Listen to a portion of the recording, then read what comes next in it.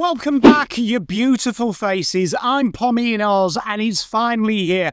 We have a full round of football, and I can't wait. We are live for this one, along with two other games this week. We will be live for the Carlton Richmond game, the St Kilda Adelaide game, and the Port Adelaide versus Collingwood game. We've got a real South Australian feel to the show this week. But we do begin at the MCG, the traditional game, the passionate game, plenty of friendly banter between Blues and Tigers. What better way to kick off the actual start of the season? Round one. Carlton fans, like myself, believe after years, yes, years, it's finally time. 30 years of wait. The team seems prepped, primed, ready to go that next level. Richmond, they're on a different end of the spectrum. They've had some glorious years in recent years, but this is a new look Tigers side, the Tigers Cubs, and they're keen, like the Blues have been for many years, to spoil the party. Who wins in this epic Thursday night clash? Stick around and we'll find out. Are the Blues going to be smiling or am I going to be crying again? Let's run that intro, get straight into it.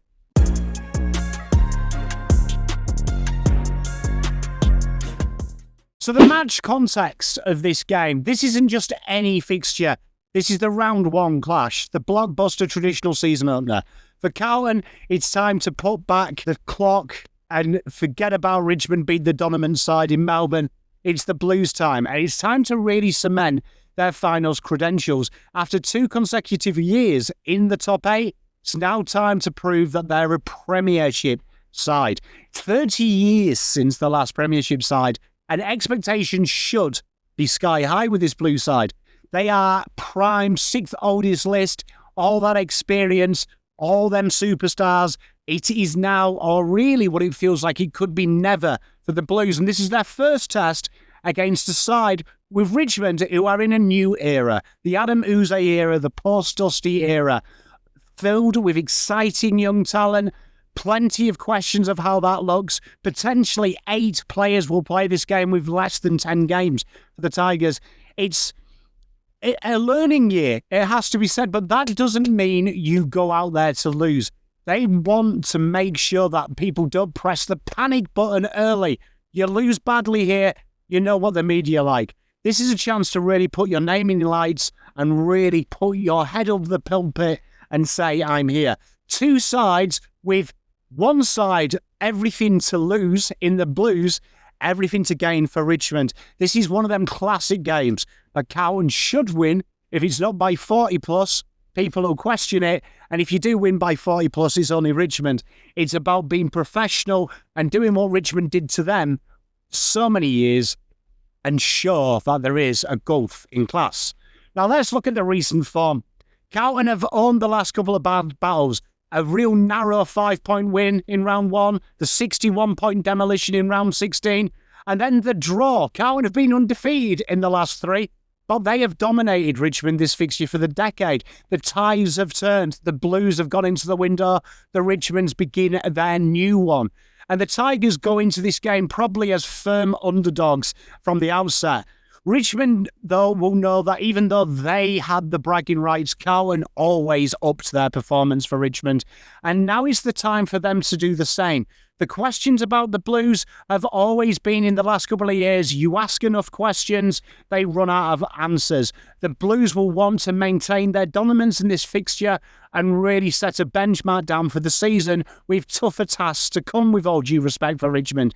It's a classic encounter on tape. It's a real exciting, it's like a boxing part 3 with each side winning 1 each. You're wanting now Carlton to show they are dominant. Now let's look at the predicted lineups and the news coming from the clubs. Carlton welcome back Sam Walsh, who's ready to roll according to Michael Voss. He's ready and this is really exciting.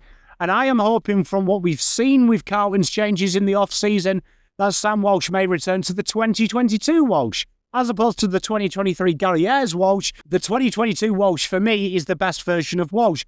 Carlton's midfielders look to move the ball quicker, by hand, get the game moving forward, and that suits Sam Walsh's game. Last year we saw Carlton try and be a little bit more too defensive from stoppage and it hemorrhage goals. What we have seen is Carlton noticeably flooding the attacking side of stoppage, particularly in the first quarter against St Kilda. They shelved that plan thereafter, it has to be said. But GWS, it was a real dictated view of attacking that attacking side and backing your big baller winners to get it. It's an emotional comeback as well for Jack Silvani. 600 days between games. And this is a really exciting one for me personally. I was on the fence about Jack being a defender. I have really enjoyed what I've seen so far. I think it frees them up, and it frees up a player called Nick Haynes, who is probably the best young player to play that loose role. It's an exciting time for Nick Haynes here because he's got an established backline, and it's exciting for Jacob Wheatering. We've seen Jacob get away and be a little bit more free in the preseason working with Nick Haynes. This could be exciting to see a rejuvenated Jacob Wheatering as well, who doesn't just get the kudos for being an incredible one-on-one defender. He also showcases how good an attacking defender he can be. And my new boy, Lucas Camporelli, the son of Blues legend Scott, makes his debut. Definitely been the standout in pre-season. Kept his width, allowed Carlton to have incredible ball movement against GWS. This is where the party balloons begin, because Carlton seem to want that two-tiered wing system, and it's never quite worked. They always get suckered into the contest. Camporelli has shown maturity already that he doesn't get suckered in, creates that outlet. And Nick Haynes and Lucas Camporelli have been the standouts for being able to get loose and showing that you always have the outlet. This will help Carlton. Richmond have undergone significant open heart surgery on their list. Look out, debutant Sam Layla, Harry Armstrong and Luke Traynor, Tom Lynch, the self-proclaimed godfather, Uze said this week of the forward line. He returns as well. They could have up to 8 under 10 gamers in this game. This is big changes, but big changes mean big excitement. It's a real exciting time for Richmond. The young core gets to mirror with that old senior core, and it's a time to really showcase where you are in AFL level as they look to build the talent now for what the system will look like in the future. Now, what are the key matchups here? Well, for me, it's the midfield battle. Sam Walsh, Chera, Cripps, TDK versus Taranto, Hopper, Jack Ross, and Nana Gervis. This is going to be an incredible battle. Carlton's midfield definitely is one of the strongest in the league on paper, but it does leak like a sieve from defensive stoppage. That's because they've always been really trying to protect that area, and it's almost got too nuancey that Carlton can still score heavily from that with the talent they've got. The defence hasn't gone. They've shifted away from that method. Now, your Hewitt or your Cripps plays that more defensive role, and whoever are playing alongside them two are looking to get themselves in aggressive positions and really attack the game, with TDK taking the ball from the hit out and looking to move it on. This is where you're looking at Jack Ross's preseason. He has been wearing people like a glove, being a real nuisance. Hopper, that's his skill set, and Taranto needs to make hay of this big money deal. Whoever controls the clearances here isn't going to win it. It's who uses the clearances. And for Richmond, they've got to slow Carlton down, make it hard, make them ask the question of themselves. For Carlton, they want it to be free. They want to get that game moving and playing that new system, which is short, sharp, and looking quick. Speed and power, Voss calls it. And that is what they've got to play to. If they go slow and stagnant, it becomes stagnant and muscly. That's all it becomes. That's where Richmond are going to do it. And they can take a leaf out of St Kilda's book last year and in the preseason. Slow Carlton down. It does look weak. So this is going to be a real key battleground for the Blues. And TDK is going to be a big part of this, I feel. The other one is going to be Harry Mackay, Tom Lynch versus Blight and Wheatering. I think this is going to be an intriguing matchup. Now, I think Ben Miller will probably get Harry for a lot of the time with him being the tallest. But Jacob Blight is going to be floating around there for me. The Coleman medalist, former Carlton's Harry Mackay, he's a match winner. And he's going to have to here look like trying to really make it tough for that backline. They have got Broad there, but he was showing signs of making mistakes against Collingwood. Bit of indecision there. Lostin was susceptible as well. So this is where Harry has got to really dictate here early doors. We've seen him start games very well of late, and this is it. You've got to try and put that benchmarker, say he's tough. Tom Lynch versus Wheatering, battlegrounds renewed. Wheatering thrives on this, and so does Tom Lynch. This is two of the very best, but Wheating rarely loses a contest. And Tom Lynch, being called the Godfather, has got to set the tone for his young forwards. We know they're going to be young. We know they're going to be experienced. There's going to be Seth Campbell there, Mansell, Layla, Maurice Rioli. They're going to be looking to him to really be a pain in the bum, to really lead it for them, to be able to play the other players in. It's going to be interesting because you've got Bauer there, who's a young player. Is that going to be someone like Samson? Do they bring him in who they've used in pre-season to help? It's going to be a real interesting battle there between them both. And that's one that Jacob Wheaton wants to lock down very early because that will really help the Blues' transitional threat. The things I'm looking to watch here is the Blues' backline movement. We've seen what happens when they lose their skills and they are not slightly off the A game. Puts so much pressure on that backline. A lot will be looked to with players like Sard, with players like Doherty who will float through there. Haynes, McGovern, Wheating, getting them kicks right and setting them up. Against GWS, you saw Lucas Camporelli keeping his width, and players like that really allowed Carlton to be a dynamic threat off halfback. In counter, Richmond have got to look at their young players. Maurice Rioli's got to be a nuisance. Seth Campbell, we know he's a lively player. Mansell has got to make it hard, make it incredibly hard for that backline to move the ball. This is going to be a really intriguing battle, and that's what I'm looking for. Because Carlton's transitional game, its ball movement is imperative because the pressure only gets you so far. You've got to be able to control the game. I want to see Carlton stamp authority on this game from start to finish. Richmond's young guns is an exciting time. Layla, Armstrong, Trainer, Footy's biggest stage. The pressure's on. Pressure is on. And this is the time where you make a name for yourself. Adam Uze has been quite bullish that Layla will play across half forward, will be their playmaker. He potentially matches up on Ollie Hollands. This is a great opportunity for him to really make Carlton to make the first tactical switch. That is where Carlton often come unstuck, when there is a tactical switch early.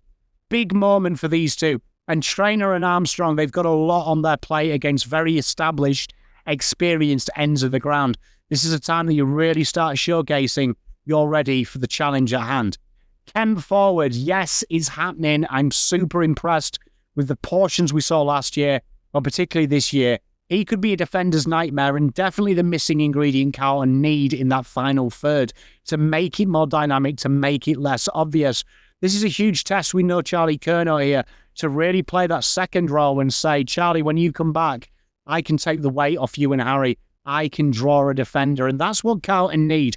In these games, traditionally, Broad, Blight and Miller and Vlosten would double team both these players. You need Kemp to be able to take one of them off. So one of them is always one-on-one. Huge test for Brody, and I'm really intrigued. Walsh, what does he look like? The magic returns. We know the class this man has got, the relentless run. We know he's added that defensive game last year. I want to see the attacking game, the 2022 game. This is where my big question of Sam Walsh, apart from that Gary Ayres performance in the finals, we haven't seen the best of attacking Sam Walsh. I feel like this midfield is primed for one of these players to do it, and I'm looking at Sammy Walsh here to be that dynamic threat. He's got a great midfield core around him. This is the time. This is the time. And finally, Jacob Wheating. Can he be freed up by Jack Silvani? Jack Silvani, for me, was sensational in that practice game. Locking down, and we always play free floaty defenders. Now we have this opportunity for someone to make it honest, to make it hard. And I'm really excited to see that. I've got a feeling Jacob Wheating breaks the mold. I think he's typecast like Sam Taylor as this one-on-one defender who can lock someone down. There's so much more to both of their games. Sam Taylor broke out last year with his intercept prowess and then his dynamic threat. I feel like Jacob Wheating, even though he doesn't need to break out, finally gets the kudos as Carlton are there. Now let's look at what people have said. Voss has preached humility. Don't underestimate the Tigers' hunger. We have a job to do, and that is spot on from Voss. These Blues have got to go out there and control the game. Control it and show that they're capable. Control against Richmond means you've got an opportunity to control against the better sides. And that's the big question mark. Uze has backed his young boys in. These kids have earned their spot, he said. They haven't missed a beat in training. And Tigers' Nathan Broad said it's a new era. Our fundamentals, our effort and pressure here at Richmond, they never change. They are simple at fundamentals. It's all there. Both sides have said the words. Now, let's get on to the brave, crazy, bold calls. I've got Carlton massively 64 points here. Controversial, maybe. Bold, definitely. Logical, I think so. I think Carlton now are at the stage where they have to show the AFL world they can control a football game. And for me, with that many debutants in the side, a young side, the Blues should be able to bully and really cement their credentials. Over to you now. What is your predictions? Can Carlton cruise or Richmond give them too much to think about and make it be choppy seas ahead? Comment below your bold predictions and your margin. Thanks so much for watching, everyone. I hope you enjoyed the new style previews. Give me some feedback. Feedback here is essential. Smash the like button, subscribe, stay tuned all season. So much content keeping you up to date. Peace, love. Pom out. Spent all my life holding all of it closely. I played it innocent, a feel of discontent. I'm finally facing it all, fearless.